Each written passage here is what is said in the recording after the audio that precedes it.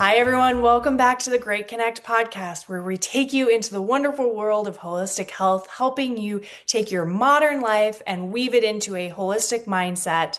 Today, I am joined by Karin Edgett. Edgett, did I do it wrong? Edgett. Edgett, why did I do it Karen, wrong? We just talked about it and I did it Karen wrong Edgett. anyways. I got in my It's own head. it's totally okay. It's just Karen Edgett for the record. Edgett, yes. Oh my goodness. Who is going to talk to us today about the consciousness of food and how we can utilize food to transform, to heal, to support us through this magical life that we're all living. So, Karen, thank you so much for being here today. I'm so excited to dive into this world with you. Oh, thank you. And one of my cats, Tails, just joined the call, so I hope you don't mind.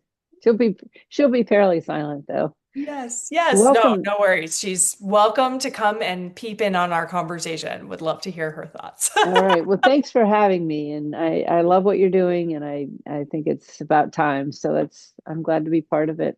Oh, I'm so grateful for this and you and what you're doing in this world. So I'm going to set the stage a little bit, but then I've got lots of questions because I can't wait to learn about this through you as well, which is Okay. food has so much more power to it than we give it credit for, right? We often think and have been in this diet culture of how we need to eat and the power source of food. But you're taking it to a whole new level, which is how is food actually enabling us from a consciousness, from an energetic level? And tell us how you got there and what's powerful about food that we're not considering right now. Well, for some reason, I'm called to go back to my very first experience with a doctor. It was a wellness doctor.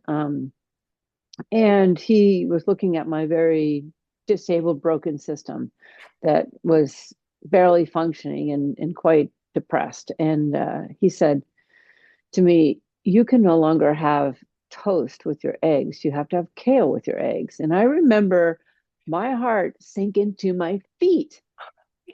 And I was like, wow, I had no idea how important eggs with toast was to me. Yeah. Yeah, right? And he's Yeah. he's telling me I could get better if I made a switch in my diet, and I'm thinking, a piece of my emotional being has just like been like violated. It's just like Yeah. awful, like ripped from me. And so it was then, and prior to that, I think I had a fairly typical bad American diet. Plenty of coffee. Swing by McDonald's.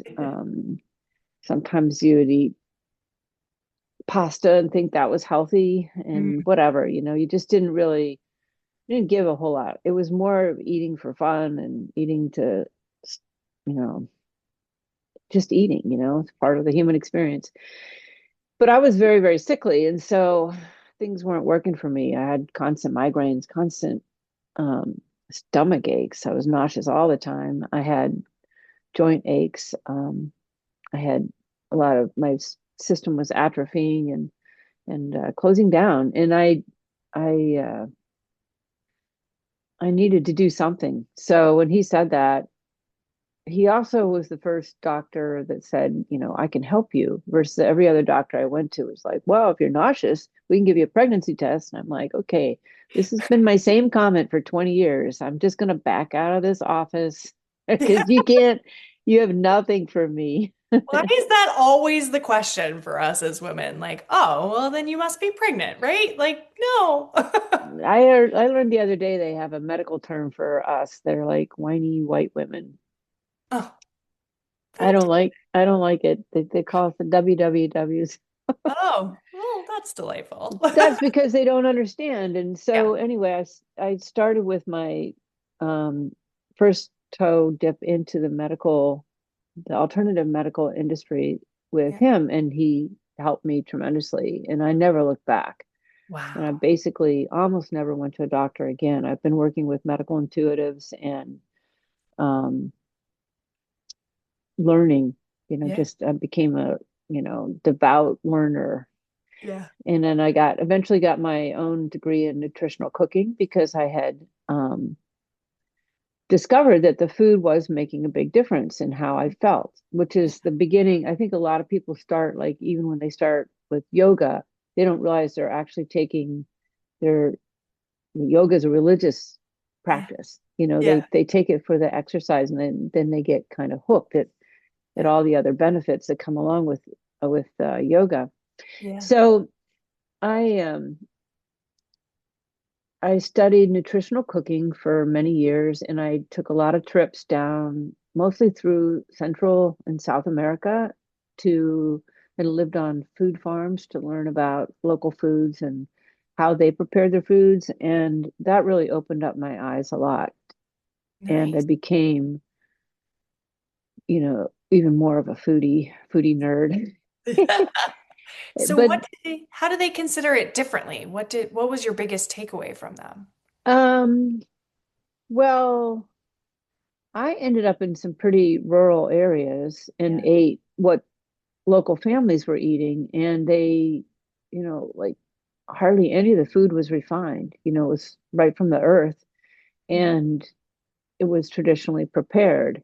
Mhm. And that's what really kind of started me on this whole understanding food jag, was the idea that, at one time everybody ate fermented foods with every meal. Mhm. When you see a group of town elders soaking corn the traditional way in a big vat, and they all spit into it to Yeah. inoculate it with bacteria, because that's going to be their, fermented, Yeah. slightly alcoholic beverage is going to, be sustenance to the village. You're kind of like, what just happened here? But that's, Yeah. and then you learn that, Coca-Cola was actually a local fermented plant Yeah. Yeah. that, never had sugar in it or anything, and that, so it just, you start to wonder, like, um what this industrialized age did to us was Mhm. mimic food that we like traditionally with non-traditional preparation. So my first entryway into understanding food better was to understand traditional preparation of Yeah. food. And um, that's, like ketchup and mustard, or like, and mayonnaise, were things that were all fermented condiments Uh, until we added vinegar to them and stopped the fermentation process. So they don't have any enzymatic or probiotic yeah. value to the body, and they used to. It's like Yeah. you put a fermented condiment on whatever you're eating, and it, helps you digest it, helps you bring it in. Yeah. And then I also took the path simultaneously of understanding food more from a spiritual standpoint, like blessing your food, basically, or going into a state of grace, which we've kind of perfunctorily heard of before. And some people still say grace, or something they're grateful for before they eat. But really, when you go into a state of grace, grace is like one of the highest vibrations your body can actually get into. And if you go into a state of grace before you eat, you actually, like, the whole biome of your body can absorb the nutrition better, and you actually can extend that grace to the others around the table and to the food, and you lift the energy of yourself and the food, and it becomes like this whole, like, uplifting experience, Yeah. versus what most of us do now is shove it in our mouth and run, right?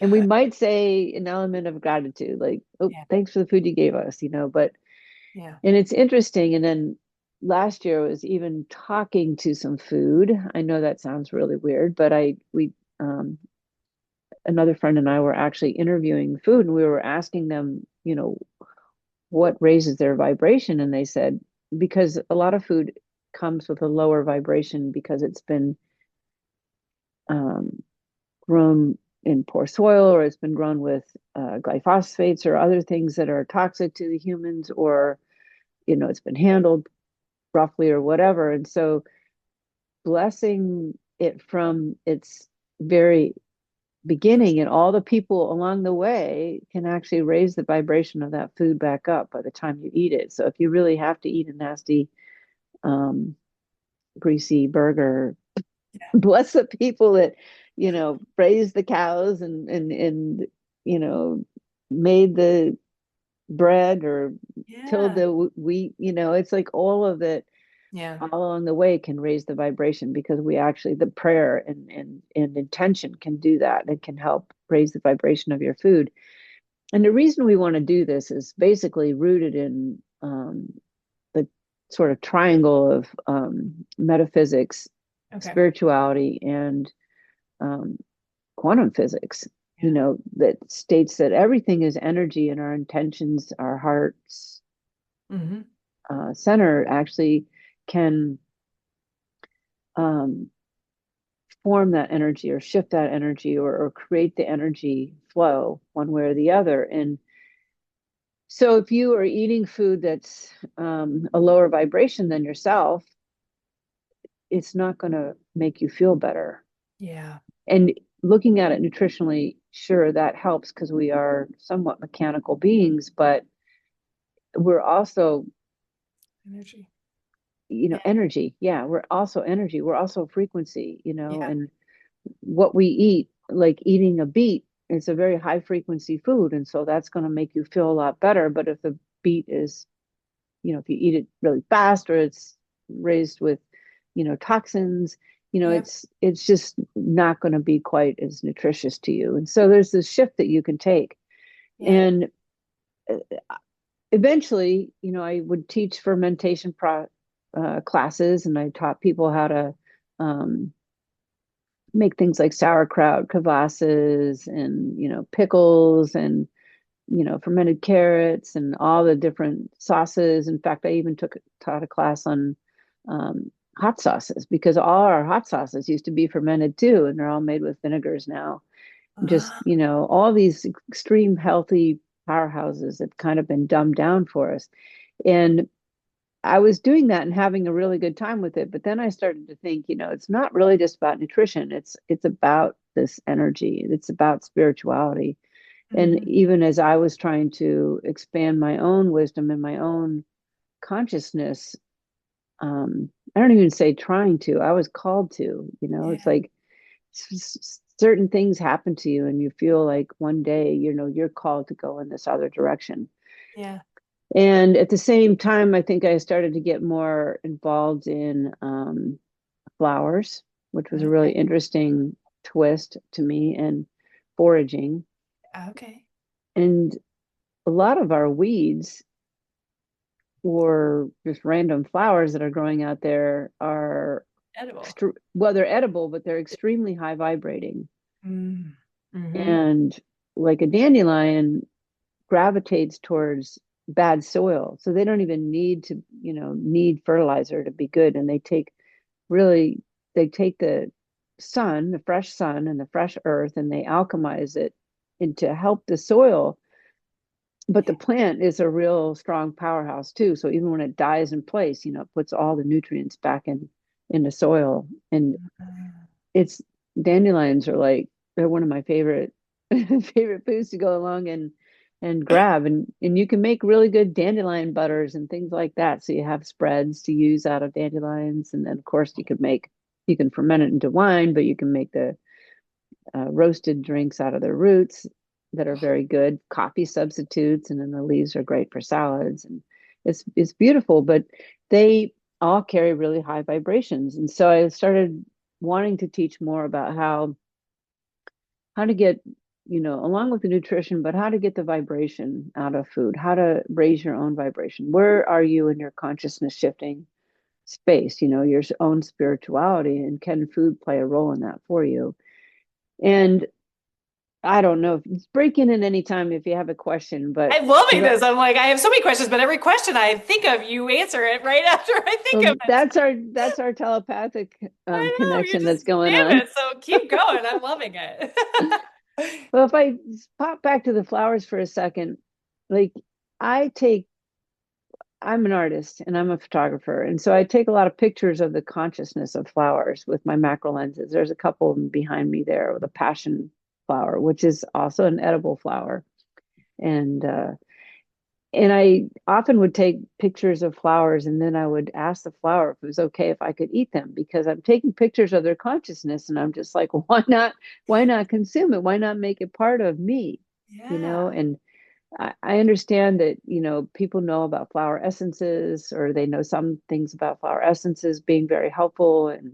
and Yep. we all like certain odors, roses and lavenders Yep. and things like that. But the actual flowers they started speaking to me and they say, when we're blooming, we're creating with each bloom new consciousness, Mm. and we're shifting the consciousness. And when we bloom, we create these grids, like Yeah. miles and miles of daisies all blooming at the same time that are just these fresh consciousnesses, each one with their own um, patterns of frequency.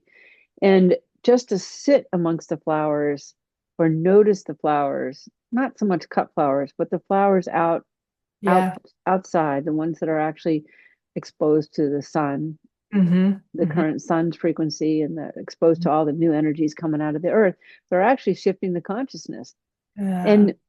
And if you can identify the ones that are also edible, you can go down the street, I'll see a rose and I'll be like, I pluck a petal out and just eat it because the rose is speaking to me, and I know I'm like taking in a little bit of that very fresh consciousness into my system that I can turn around and use later Yeah. as, like Einstein said, a new consciousness to solve existing problems.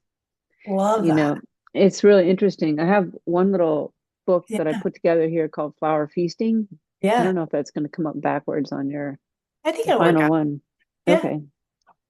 But even just the flowers are like, even just looking at them, that's actually a St. John's wort. Oh, cool. And lots of times they give me like a little message when I'm looking at them. They'll send me a message, and that one Yeah. was rebirth. Ah, But it's just like here's a picture of the red clover. beautiful. And you can see all the energy coming out of that. You can almost, I'm when I'm taking the pictures, I'm really trying to capture their aura.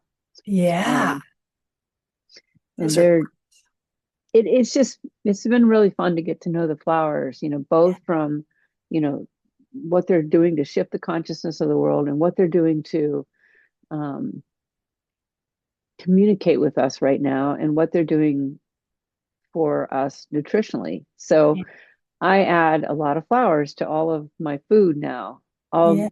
I'll make a little like morning drink and I'll go out and I'll put some flowers from my garden or flowers I find in the, along the walk in the morning right in the drink and just like, Yeah. just feel like I'm getting that frequency, like absorbing that frequency everywhere I go. Well, It's it feels like you're just stepping into like just the awareness that like I don't have to do it all my own on my own. Like that we have a whole ecosystem that's like working together and collaborating in this experiment, right? Like there's flowers. We can expand even past what we have been seen as food into the flowers. Like we used to see it that way. Like let's come back to thinking about like the whole system and how, I mean, I personally am just like, it's just so magical. Like it's just so Yeah. magical. Well, I think that's the interesting part about, going from, for me, an allopathic medicine never worked, Mhm. ever. Yeah. Occasionally you would take an antibiotic for something, but even something like that, once you learn, there's like all kinds of antibiotics around you. And Hmm. so the knowledge is out there and easily accessible. Um, you don't that part of allopathic medicine that is very good, you can opt in on or opt out on. I'm not telling you which one to do, Yeah. but it's like, it's been proven over and over that 33% of the population does really well with the placebo effect. Yep. And I think Harvard just did another story that said if you talk to your body part Yeah. that's hurting and tell it very nice things, that you actually get a significant healing on it Yeah. just simply by talking to it. Yes. And so these placebos and these people who are talking to their body parts, they're energy sensitive Hmm. people. Hmm. And then there's people that are maybe not so energy sensitive, and maybe allopathic has some Benefit. value to them. But for me, I never got Yeah. any results out of allopathics. And I it was so frustrated. And even now, every once in a while, someone's like, well, you should go to the doctor. And I'm like, I'd have to have a year of therapy before I go doctor. And I got plenty of doctor friends, and they're all very, very smart. And it's Yeah. amazing how they're actually opening up too. So I think when you've got this group of people who are becoming aware, this Yeah. massive group of people around the world that are becoming aware of all their real options to for wellness, that you're putting together. And then you have, the medical industry is not oblivious to it, Right. even though the education for them may be oblivious to it, the individuals have access to the same information that you're presenting or I'm presenting, and they Hmm. they are taking on their own initiative to kind of incorporate some of that Yeah. into their work, and that makes me happy. I mean, Yeah. sometimes, I mean, honestly, it's probably best with the variety of people that exist, that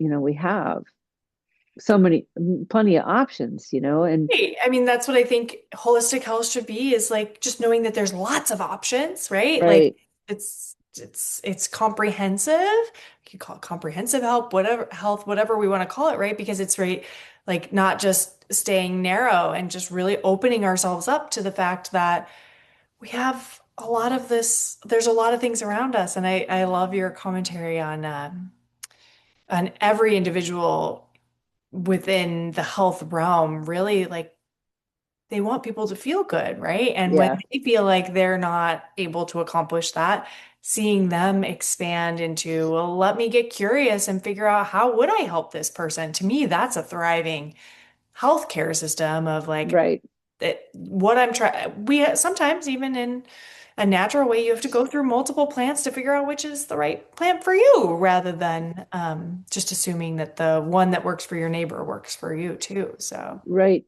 And that brings me to another point, because when I had my first experience with the doctor that told me I could eat toast with my eggs, um, he worked very intuitively, which was yeah, very interesting. He did not guess at what I needed. He worked intuitively and muscle tested me. So the muscle testing is where, they push on a body part. Often it's the arm, but you can use other body parts. They push on an arm, and when you're thinking about something or exposed to something, and if it's weak, it's generally not good for you. yeah, Uh, They set the polarization, but yeah, if it's strong, it's good for you. yeah. And so they don't really guess, which Mhm. is probably the single most irritating part I have about the allopathic medicines. Mhm.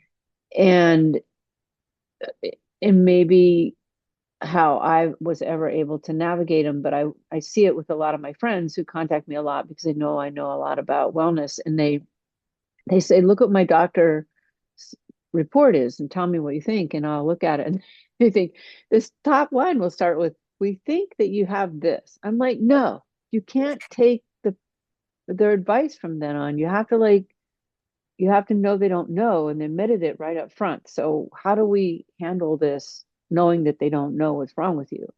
Mhm. But after I've worked with a whole series of what they call medical intuitives, which I don't know if you've worked with them or you have them as part of your. Yeah. Oh, you do. Okay. Yeah. So I've worked with a lot of medical intuitives, and they really had to teach me a lot of unwinding my own Mhm. thoughts, and it happens in phases, like it turned out partly why I was very sick was because I was a trauma baby. I made up that word, but I think it's a real word. I make up It is words all the now. time. It Yeah. is now. So I was a trauma baby. As an infant, I didn't really have any trauma myself, but my mom had a lot of trauma, and I picked it up, and I figured that out. Um, I figured that out um, well into my life. Like maybe I was in my early 50s or something, or late 40s. When I figured that out, why I was having such a hard time in life, Yeah. navigating things. And that led to, that combined with poor eating and Mhm. was probably the two areas I really needed to work on. But I also, as a young child, had learned, like most people do, to disconnect from their guides and their spiritual self. Yeah. So those three things probably made my life way harder than it ever needed to be. And so when once you have trauma, you can resolve it. Once Mhm. you've been disconnected spiritually, you can reconnect it. And once you need to make other shifts, you can shift them. But getting to the point where you allow yourself to know those things takes that's your journey, Yeah. right? Yeah. Yeah. That's your journey. And I think it took me a long time, because I waited till, like maybe many people in the past have done, waited till you're at the brink of Mhm. Really near bad. death, to get on that path. But Yeah. there was one, I had gotten to the first doctor because I had ripped some muscles in my leg and I could no longer sit down. And that was, talk about antisocial and inconvenient. Not be able to sit down, not be able to drive, blah blah blah. It was rough.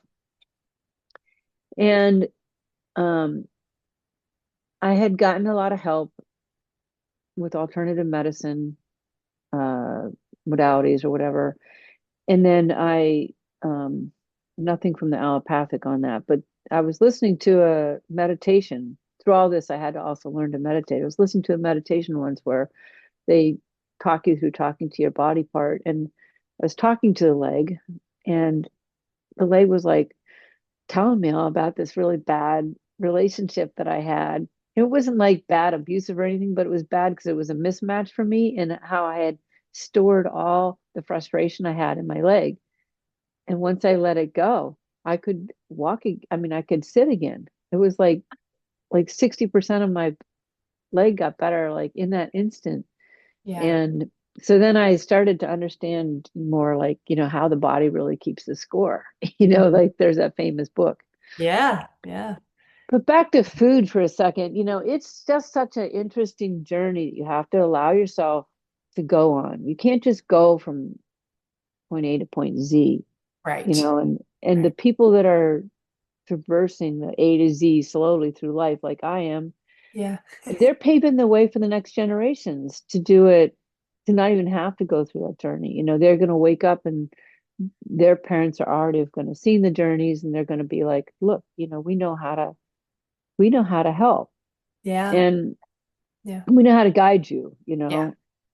Yeah. and I think with food too, there's like, because I had a lot of spiritual connections with food, I can now hear messages from food. And maybe a couple decades ago, um like, for instance, this is a little bit silly, but for instance, the pigs said you can't eat us. Uh-huh. So I stopped eating pork, Yeah. which, like which is an antisocial thing to do in my family, which are major pork eaters, especially Ah. around the holidays. Yeah. And but you have to navigate also that isolation of feeling like you're offending everybody if you don't eat their food. It's Yes. very strange to go Yeah. through all that. And Yeah. first you feel like, well, I'll just withdraw, but that doesn't work either. You kind of have to keep showing up, and you just learn to bring stuff that you can eat, that you can share, and Yeah. somebody will taste it. Yeah. Sometimes not, but don't worry about it. Yeah. That's okay. So if Yeah, somebody is like kind of stepping into this world of like thinking about food differently, right? And that yeah. I can raise my energy level. I can think about energy around the food. Like, what's the first thing you would encourage them to like explore? as they're on this A, their step A, A or B, right? Where are they going? Oh, so step A, I think, is to um, let me think about that. A step A is a good question. Um, I think a step A is just to understand that food is energy, not like calorie energy, but actual real frequency, vibrational energy. Mm-hmm. And you don't really need to know anything other than if you can go from there into being energetically sensitive. Like Yeah. I think I was in the grocery store last year and I'm like walking down the aisle and a thing of beets like shouts at me like, take me home with you. Now that's an energetic exchange though. It's like Yeah. these beats and me were like my body were having like a we Yeah. need to be together type Yeah. thing. And I know we have those with sugary things or whatever junk food. We have those cravings for junk food. So there's I guess the second part of it is real discernment, you Mm-hmm. know. In fact, I think discernment has a lot to do with the work that you're promoting because we have a billion options and we're billions of different people and we have billions of different options every day. Yep. And if you learn, I mean, meditation, yoga, there's many ways to become better at discerning what's best for you.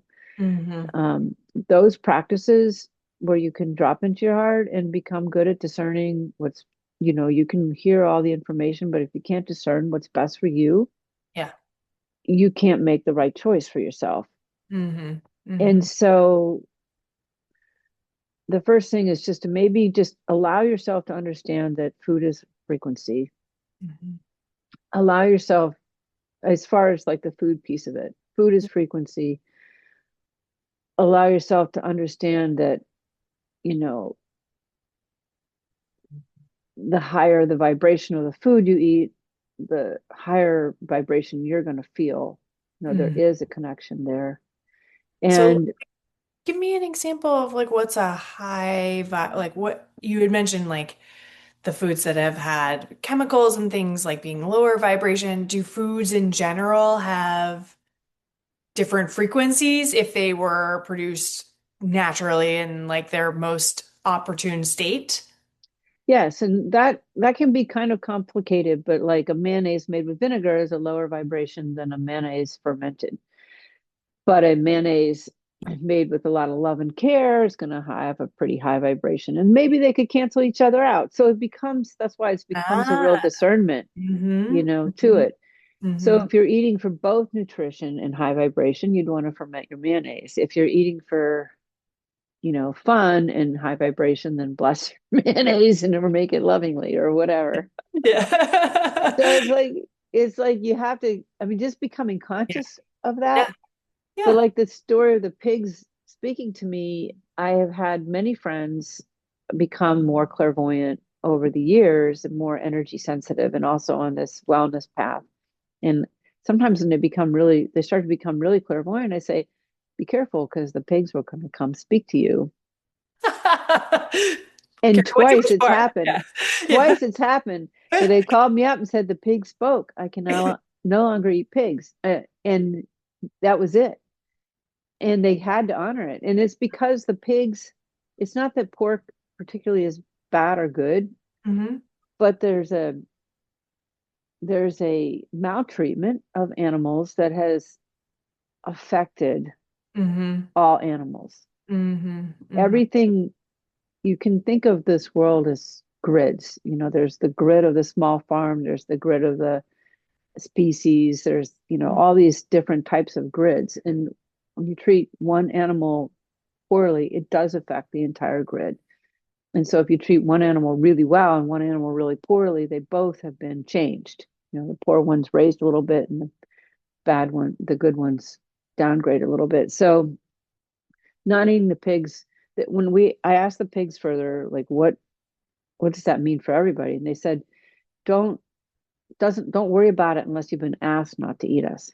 because because Yeah. they're actually saying you've actually shifted frequency to the point or consciousness to the point where you might be ready to not eat them to get to the Yeah. next level.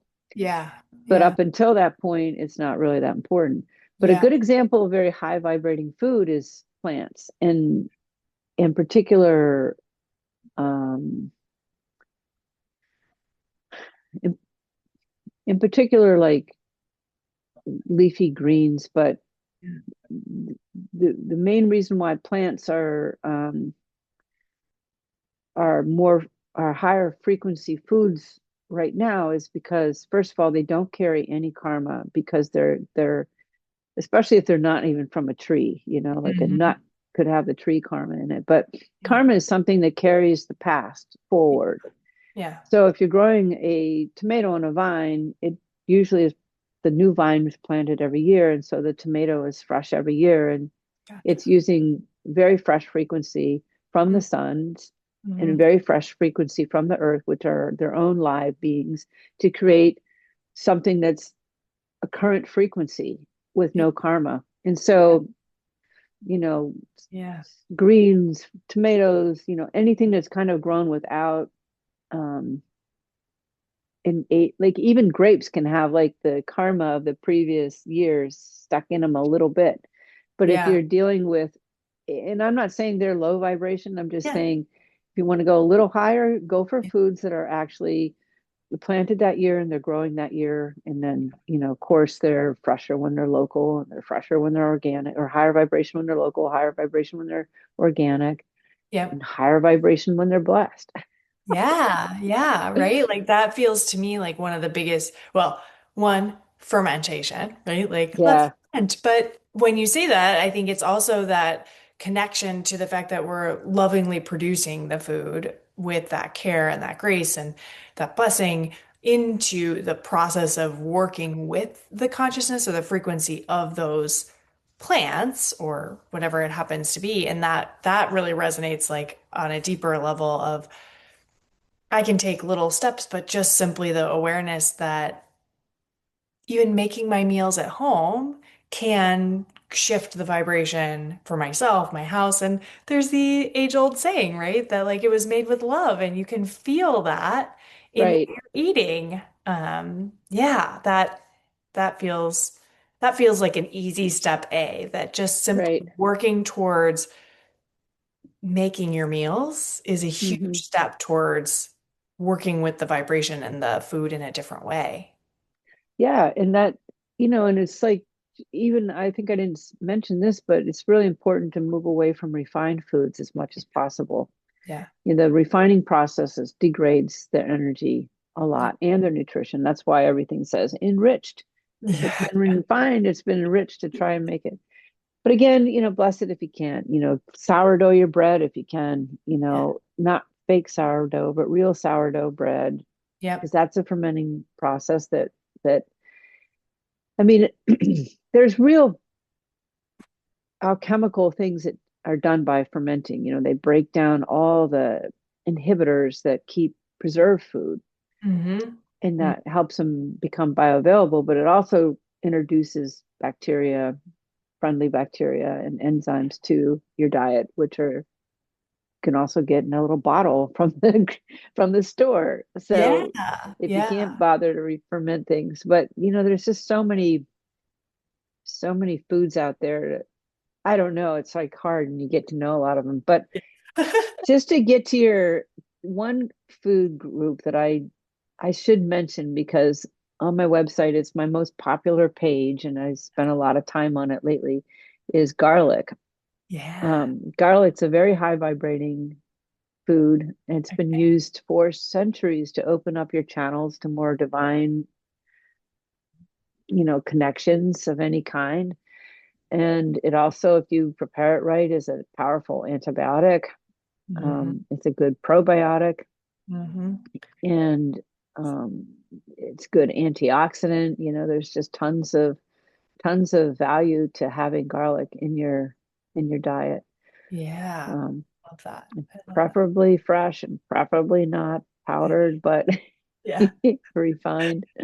I grew Right. up on my idea of garlic was that salty Yeah. preserved garlic that you shook on your breads when you were eating Yep. spaghetti.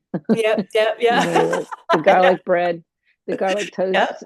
Uh-huh. So, I was Uh-huh. like, I didn't But even we know what take steps towards it, right? Like if that's how yeah, I'm putting the garlic into my life right now, okay, great, get garlic into my life. And I love that you talk about that as like part of this process is like when you're ready for the next level of the garlic, like you'll be ready for it. And that being right. so supportive, like don't try to jump. You can't jump to Z. You gotta take the next step in front of you with what's accessible, easy, and your own discernment, right? Yeah. It's important. Discernment's key, honestly, because you don't want to make it a fad too, because then Yeah. you'll be like, well, I tried that and it didn't work. Like, Yeah. Yeah. how many people said, oh, I was a vegan for a year and I got really sick. Well, you probably weren't ready. It probably wasn't your calling.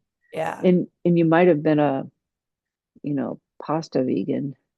Right. Yes. You Yes. can't go All vegan depends on and how we went that direction. Yeah. right. If you ate a lot of refined foods, you're probably going to get sick whether you're vegan or not. So, Yeah. So you piqued my interest. I'd love to like end our conversation with can it be fermented? Because you mentioned so many different things that I'm like, oh my God, I never thought about the fact that that would have been fermented before. So could we do a quick little like sure.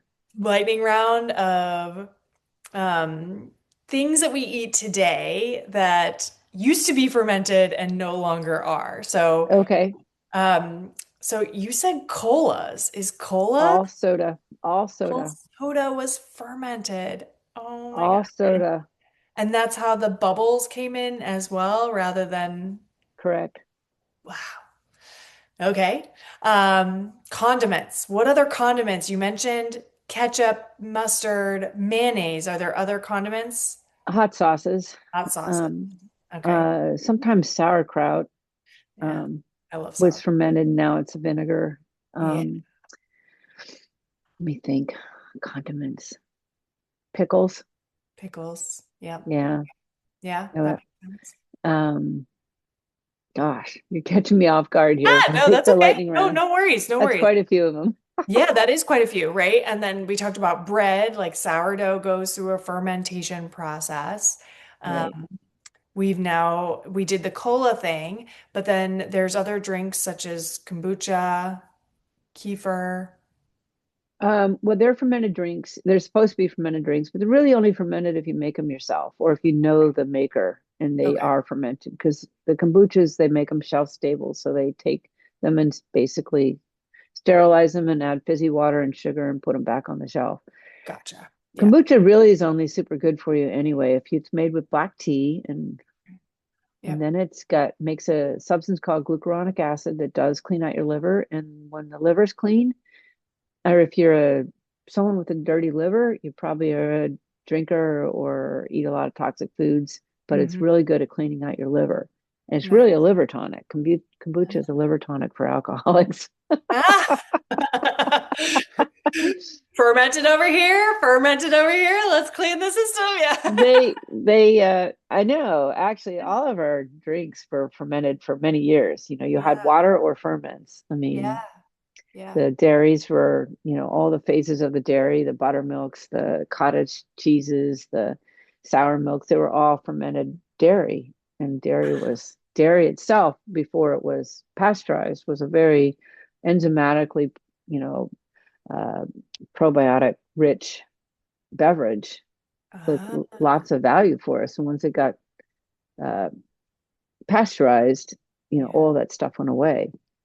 And all Interesting. that, those are cofactors that help you absorb the nutrients from milk and the fats from milk. Yeah. So if they're not there, it's like you're better off doing dairy that's fermented, like the kefirs and the cottage cheeses and the other cheeses.